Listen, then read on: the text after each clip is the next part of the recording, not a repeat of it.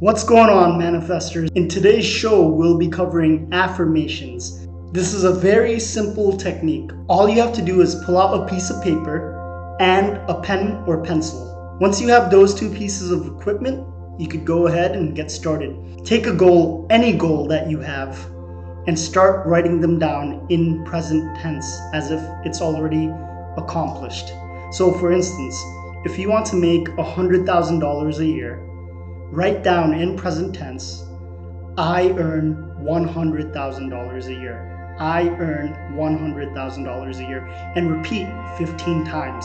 And now I know this approach sounds so simple that many of you are just thinking in your heads, this is complete nonsense. Well, to quell some of your disbelief, the case study that we'll be looking at today is none other than the man, the myth, the legend himself, Scott Adams. For those of you that aren't familiar with Scott Adams, he is one of the world's most famous cartoonists. And he came across affirmations a few decades ago, well before he had any wealth or success. In episode 106 of The Tim Ferriss Show, which by the way happens to be one of my most favorite podcasts of all time, Scott Adams talks about how he used affirmations for all sorts of different things. An acquaintance of his brought it to his attention, and at first he approached it with a lot of skepticism.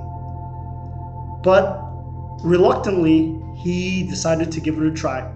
So the very first thing that he set out to do was he wanted to date a beautiful coworker of his that was way out of his league. And every day he wrote his affirmation 15 times down on a piece of paper.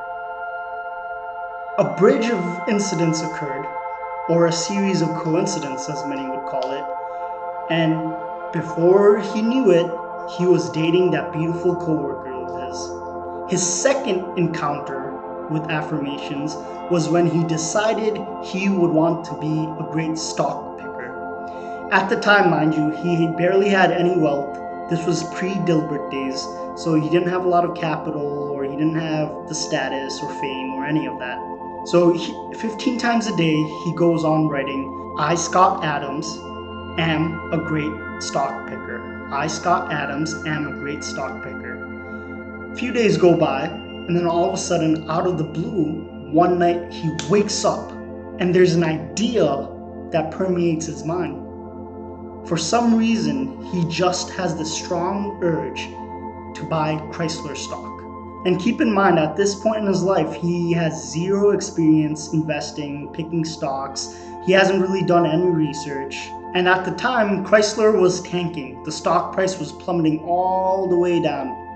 However, not too long after this intuitive kick to go out and buy Chrysler stock, the stock itself actually quite literally mooned. Now at this point, Scott Adams became less of a skeptic, and he realized that he should apply it to far bigger things. So that's when he decided that he would become a world famous cartoonist. Every day for 3 years, he wrote down 15 times a day, I, Scott Adams, am a world famous cartoonist. At the time, he had no idea how to become a cartoonist. He had no experience with the matter. But he goes on to recount how a series of coincidences once again emerge, starting off with, one day he's back home in his apartment watching television, and he just so happens to come across a show that literally tells you how to become a cartoonist. So Scott Adams gets all excited. He reaches out to the creators of the show with some questions. They give him some answers, and then that gets the ball rolling. And within 3 years' time, he's known all over the world for Dilbert. I know all of you at some point in your lives must have seen Dilbert in one newspaper or another, because Dilbert was syndicated to over 2,000 newspapers across 70 different countries in the world. Adams went on to use affirmations to also become a New York Times best-selling author with his book, The Dilbert Principle. And once again, he had no prior experiences in writing books or becoming a best-selling author or any of that. I guess one thing we should keep in mind here is that Scott Adams does not attribute his success with affirmations due to some magical forces or due to the universe conveniently restructuring itself to give you what you want. He simply says that he's had certain experiences and all he can do is share them. He's not sure why it works. So in previous shows, we covered the model for self-fulfilling prophecies. We covered the Tibetan model of dream yoga. Scott Adams on the Tim Ferriss Show provides two possible alternative psychological models as to why this can work. One is the mechanisms of how reticular activation works. So for instance, you may be in a large crowd surrounded by hundreds of different people and everyone's having all sorts of different conversations, and then out of the blue, you hear your name. So out of all these dozens and dozens of different conversations going on, the one thing your brain hones into is your name. This phenomenon occurs because our brains are trained to pick up certain patterns.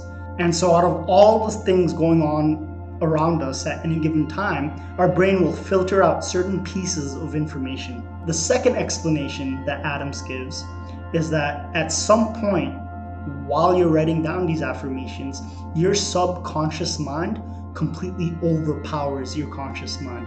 And that is what brings about the change that you desire. So regardless of what model we choose to believe, the key takeaway is this: affirmations work. And the only way you can see for yourself is to actually go ahead and try them. So start today. Pull out a simple piece of paper and a pen and write down 15 times in present tense of a goal that you would like. Whether it's, I am with the partner of my dreams, or I have the career that I have always wanted, or I earn $150,000 a year. It doesn't matter what goal it is, start by affirming it now. Personally, from my perspective, affirmations are just simply another way of setting an intention. In previous shows, we covered Neville's approach to setting intentions, which was imagining along with summoning the feeling of the wish fulfilled. In practice, affirmations do seem to be a simpler approach to setting an intention, so go ahead and play with it. We can ponder why it works later. First, we need to prove to ourselves that it indeed, as a matter of fact, does work. One of the most peculiar things Scott Adams manifested with affirmations is getting over his dysphonia. So for those of you that don't know, dysphonia is when you actually cannot speak. Scott Adams lost his voice for 3.5 years, and every day he used affirmations to get his voice back.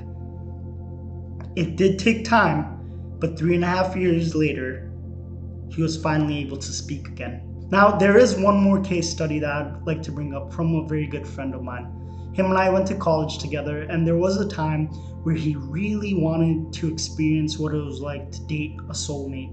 So day after day, in his journal, he would write down what qualities he wanted in his partner, and he would write them in present tense as if he already had this partner. 3 weeks go by, and a bridge of incidents takes place, or a series of coincidences, where he meets this unicorn of a partner. And they actually did just about everything together. They would go to the gym and work out together. They would meditate together. They would cook together. They spent several months together inseparable. But eventually, graduation came upon them and they had to go their separate ways. That experience of manifesting a soulmate is something he still swears by. Affirmations are a powerful tool, so do go ahead and play around with them. I'll see you on the next show. Have a good one.